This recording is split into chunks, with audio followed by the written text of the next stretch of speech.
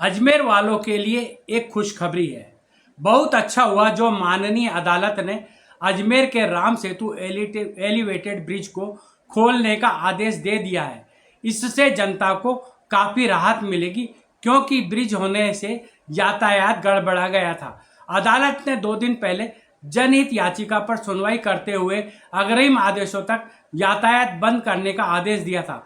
शहर के जागरूक नागरिक की ओर से वकील विवेक पारेसर के माध्यम से दायर जनहित याचिका पर अदालत ने नगर निगम आयुक्त और कलेक्टर को नोटिस जारी कर जवाब पेश करने का आदेश दिया था, लेकिन ना कोई अधिकारी उपस्थित हुआ और ना ही सरकारी वकील ने प्रशासन का पक्ष रखा। जब अदालत ने ब्रिज बंद करने का आदेश दिया तो प्रशासन में खलबली मच गई।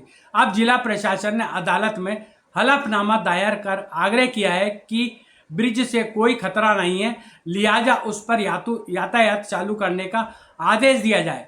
हलफनामे में दावा किया गया है कि ब्रिज पूरी तरह सुरक्षित है। अदालत ने हलफनामे के आधार पर सुनवाई करते हुए एलिवेटेड ब्रिज पर यातायात पुनः चालू करने का आदेश दिया।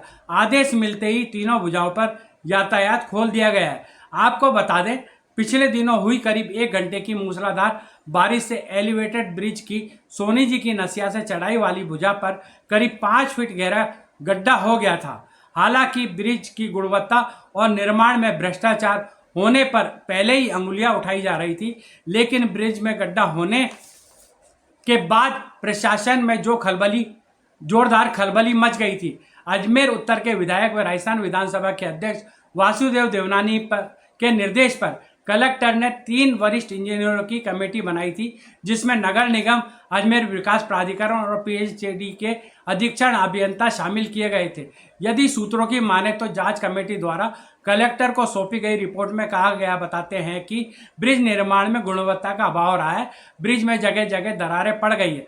अब बात करते हैं प्रशासन के हलफनामे की। हलफनामे में कितनी सच्चाई है, किस आधार पर हलफनामे में ब्रिज को सुरक्षित बताया गया है, यह तो अब अदालत देखेगी। लेकिन प्रशासन द्वारा नेशनल ग्रीन ट्रिब्यूनल यानी एनजीटी और सुप्रीम कोर्ट में दायर हलफनामों की बात करें तो सफेद झूठ बोला गया है। एनजीटी में दायर हलफनामे में बताया गया कि आना सागर में गिर रहे 13 या 14 नालों को बंद कर दिया गया है, लेकिन हकीकत में ऐसा नहीं हुआ। वादी ने जब असलियत बताई तो एनजीटी ने प्रशासन पर जुर्माना लगाने की चेतावनी दी। यही नहीं, प्रशासन ने सुप्रीम कोर्ट में दायर हलफनामे में आना सागर के पाथवे को रिटर्निंग वॉल बता दिया था। सुनवाई के दौरान वादी ने इस झूठ की पोल खोल दी थी। इसी तरह 7 वंडर्स मामले में भी प्रशासन ने मात खाई। सुप्रीम कोर्ट ने 7 वंडर्स को तोड़ने का स्पष्ट आदेश दे दिया है। अजमेर विकास प्राधिकरण ने 17 सितंबर तक मोहलत मांगी हुई है। हमारी ईश्वर से प्रार्थना है कि राम सेतु एलिवेटेड ब्रिज में अब कभी भी कोई गड्ढा नहीं हो, ब्रिज हमेशा सुरक्षित रहे और कभी भी कोई हादसा नहीं हो।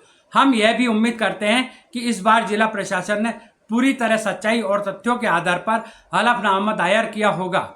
ईश्वर अजमेर में सब कुछ सही सलामत रखे, यही हम प्रार्थना करते हैं।